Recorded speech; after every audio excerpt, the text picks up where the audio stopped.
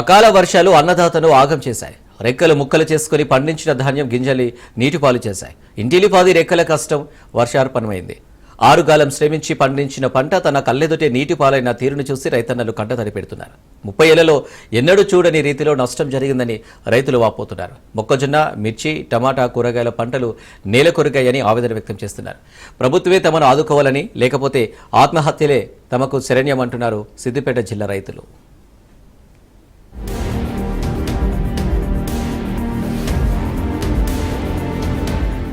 సిద్దిపేట జిల్లాలో కురిసిన అకాల వర్షాలు అన్నదాతను నిండా ముంచాయి. ఆరుకాలం కష్టపడి పండించిన పంట చేతికందే సమయంలో పూర్తిగా నేలపాలైంది. అకాలంగా కురిసిన వడగండ్ల వానకు పంట పూర్తిగా దెబ్బతిన్నది. చిన్నకోడూరు మండలంలో రామునిపట్ల, ఇబ్రహీం నగర్, గోనెపల్లి, కస్తూర్పల్లి వివిధ గ్రామాల్లో కురిసిన వడగండ్ల వానకు వరి పంట పూర్తిగా దెబ్బతినడంతో రైతులు కన్నీరు మున్నీరుగా విలపిస్తున్నారు. వనగండ్ల వాన కొట్టి మా చేనులన్నీ నష్టం అయిపోయినాయి. గవర్నమెంట్ మమ్మల్ని ఆదుకోవాలి. మేము ఒక్కొక్క పెట్టుబడి 30-35 వేల దాకా మేము పెట్టుబడి పెట్టినాం. దాని గురించి మీరు వచ్చి వ్యవసాయ శాఖ మంత్రులు అందరూ వచ్చి మా చేను చెలకలు చూసి మమ్మల్ని ఏమైనా న్యాయం చేసి మమ్మల్ని చేదుకుంటేనే మేము బతకగలుగుతాం.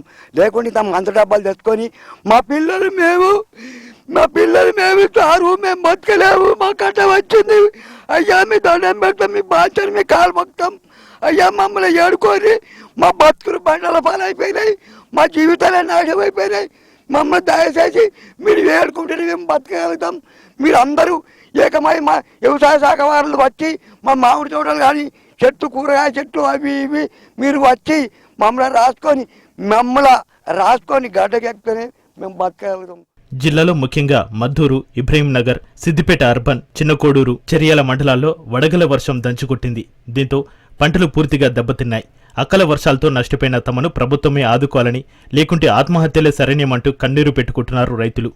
వ్యవసాయదారుల చేత పూర్తిస్థాయిలో పంట నష్ట వివరాలు సేకరించి నష్టపరిహారం తొందరగా వచ్చే విధంగా చర్యలు తీసుకోవాలని రైతు సంఘాల నాయకులు డిమాండ్ చేస్తున్నారు. 1500 నుంచి 2000 ఎకరాల వరకు వరి నాట్లు పెట్టడం జరిగింది. అయితే వడగళ్ళ వాన వడి ఒక్కొక్కటి 20 mm 40 mm రౌతు కూడా పడ్డది. అవి తెల్లారి 7 గంటల దాకా కూడా గరగలేదు. వరి మీద పడే వరకు ఏమైందంటే మొత్తం ఒక్క ఇత్తు లేకుండా వరి మొత్తం వడ్లన్నీ రాలిపోయినాయి. రైతులు పెట్టుబడి పెట్టి ఒక ఎకరానికి 20 నుంచి 25 వేల పెట్టుబడి పెట్టి లబోదివ్వమని మొత్తుకుంటారు. మన్ను గక్కిరు రైతులు. వ్యవసాయ అధికారులను పంపించి మంచిగా అంచనాలు వేసి రైతులను నష్టపోకుండా 20-25 వేలు ఎకరానికి 20-25 వేలు నష్టపరిహారము అందించాలని ప్రభుత్వాన్ని కోరుకుంటున్నాము. కరెంటు కష్టాలతో పాటు భూగర్భ జలాలు అడుగంటడంతో రైతులు అనేక కష్ట నష్టాలకు ఓర్చి పంటలు పండిస్తే చివరికి వడగండ్ల వానతో వాళ్ళ ఆస్తులు ఆవిరయ్యాయి. వడగండ్ల వానతో నష్టపోయిన రైతులను వెంటనే ఆదుకోవాలని, వ్యవసాయ అధికారుల చేత సర్వే చేయించి ప్రతి ఎకరానికి 25,000 రూపాయల నష్టపరిహారం ఇచ్చే విధంగా చర్యలు తీసుకోవాలని రైతు సంఘాల నాయకులు, ప్రతిపక్ష పార్టీల నాయకులు డిమాండ్ చేస్తున్నారు.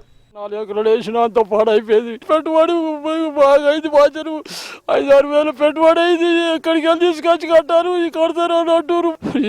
ఏం లేదు, నాకు ఏ ఆశ లేదు. బాధ్యత కొడుకులు ఇంత కట్ట చేసుకో బతికినా ఏం ఆధారం లేని కొడుకులు బాధ్యత అంత 4 ఎకరాలు ఎత్తారు. అంత పాడైపోయింది బాధ్యత. ఆరుగాలం కష్టించి పండించిన పంట చేతికొచ్చిన సమయానికి అకాల వర్షం ఆగం చేసింది. కరుణించాల్సిన వరుణుడే కన్నెర్ర చేయడంతో కష్టాల ఊపిలో రైతన్న కొట్టుమిట్టాడుతున్నాడు. అకాల వర్షానికి రోడ్లపై ఆరబోసుకున్న వరి ధాన్యం కుప్పలు పూర్తిగా తడిచి ముద్దయ్యాయి.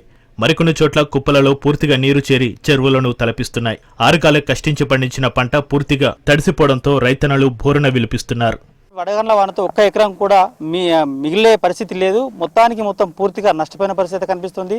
ఇప్పటికే రైతులంతా కూడా కంటనీరు పెట్టుకుంటూ ప్రభుత్వాన్ని వేడుకుంటున్న పరిస్థితి కనిపిస్తుంది. ఎట్టి పరిస్థితుల్లో ప్రభుత్వం ఖచ్చితంగా ఆదుకోవాలి, లేకుంటే మేము చనిపోయే పరిస్థితి ఉంది, ఆత్మహత్య చేసుకునే పరిస్థితి ఉంది. కాబట్టి ప్రభుత్వం మాపై క్షమించి దయించి అధికారులను పంపించి క్షేత్రస్థాయిలో పూర్తి స్థాయిలో ఎంక్వైరీ చేసి మాకు నష్టపరిహారం చెల్లించాలని చెప్పి మనస్ఫూర్తిగా వాళ్ళు ప్రభుత్వాన్ని అయితే వేడుకుంటున్నారు. ఇది ఇక్కడ పరిస్థితి. కెమెరా పర్సన్ ప్రవీణ్తో రాజు న్యూస్, సిద్దిపేట నుంచి.